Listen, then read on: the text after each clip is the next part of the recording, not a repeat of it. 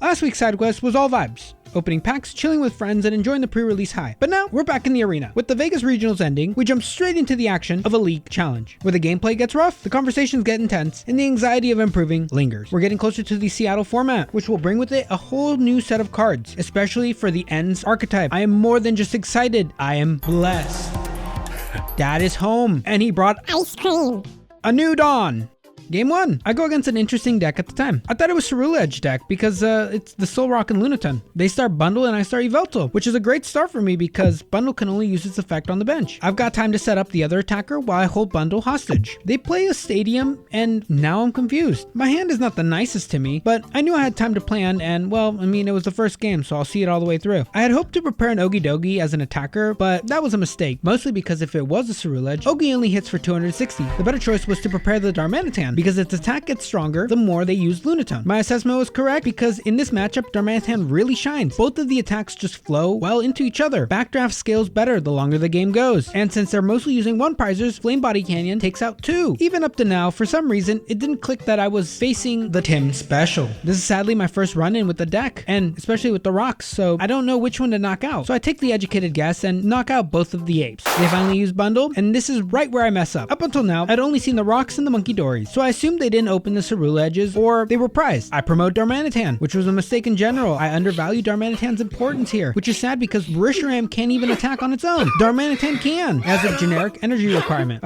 It was just a habit from playing only Reshiram for so long. And then boom, the bear appears. And a couple more swings, boss to swing for the liability Okidogi, and that's game. 0-1. Game 2. Finally, my paranoia from the last game was vindicated. I know for a fact this is Ceruledge deck, mainly because me and Sharkadek didn't finish the game that we started last week. Pretty straightforward game for me. And after the last match, I went around and I asked my opponent, hey, against Zoroark and Lunatone decks, which one do you attack first? This started a good conversation with members of the community, which all culminated in, well, it depends. Great, but my opponent did highlight the fear of Darmanitan for the reasons that I pointed out. Backdraft just goes crazy. Well, we live and we learn. For this matchup, I'm not really scared. I have an explosive start, Okidogi inactive, already poisoned up, and it's just a matter of taking knockouts. They make a play by benching an extra Lunaton for reasons that I'm confused about. Again, I still don't fully understand the matchup. I gear up the Darmanitans and the Zoroarks, and all I'm waiting for is the opportunity to boss and knock out both of those Sharkadets. Then I enter a really weird spot. Most of the energy is on Okidogi. It's in the active. If I knock out the Lunatone, nothing changes, except I give them the opportunity to use counter catchers and other comeback mechanics. Plus, I want to capitalize on their overbenching. I only have a few PP ups, and I'm debating if I do a full retreat, sending them to the discard, and then cycling them that way out. I'm thinking really long and hard, but I end up going with the single prize knockout because I can't guarantee the PP ups. Because if they promote into a Ceruledge while the Zoroark is up, that would be devastating. I'd lose my only draw engine, but it plays out even better than I anticipated. They let me retreat for free. I hit him with the Iono, and a Zoroark backdraft hits. Sadly, as we were trading Ionos back and forth, I failed to use Artisan to shuffle a deck again. Remember, my cards were Iono to the bottom. I can't find the necessary energy for the Zoroark attack, and unfortunately, it ends in a draw. I played smart, but I just need to tighten up the decision time.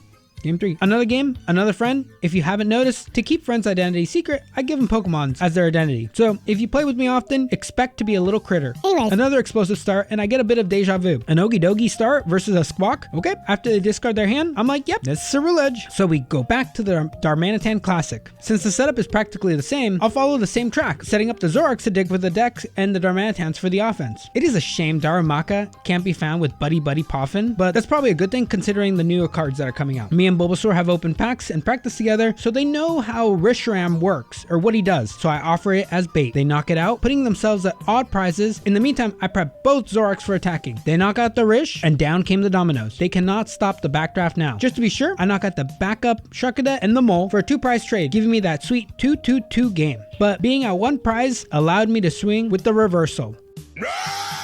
Game 4. This was a game of all time. Absol King, the Vegas regional champion, the Absol Tord box. And unfortunately, we were playing patty cake with Yveltal, clutching, moving targets around, throwing damage back and forth. There were moments where they could have swung with Absol or Kangaskhan, but I don't know. They just held, and I tried not to explode to the triple punch. So I just clutch, and they clutch with a clutch, and a clutch, and a clutch. I stopped drawing after a while because then their game plan would have shifted to decking me out, so we just clutched. Then clutched, and a draw. 1-1-2.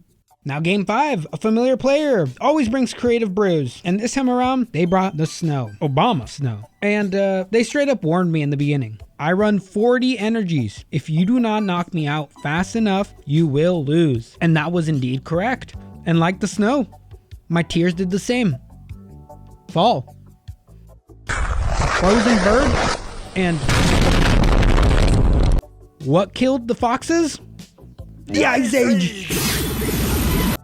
Oh man, with a rough week behind me and the Vegas regionals over, I took time to reflect on how I was doing mentally, specifically when things didn't go well. Like what my shorts hinted at, it feels really bad to put in effort into something for real this time and not let disappointment get to you. We've been going 3 weeks filming, 5 weeks participating in local events, and still nothing of grandeur to show. I haven't even made it to the top 8 for prize support. It can be demoralizing, but I've taken pride in the improvement. Even though it's not exponential, it is still getting better. And I gotta just tell that part of the brain that yes, you are still progressing, and yes, mistakes and hiccups will happen even after you've improved. We have got to see it through. Yeah, bye-bye.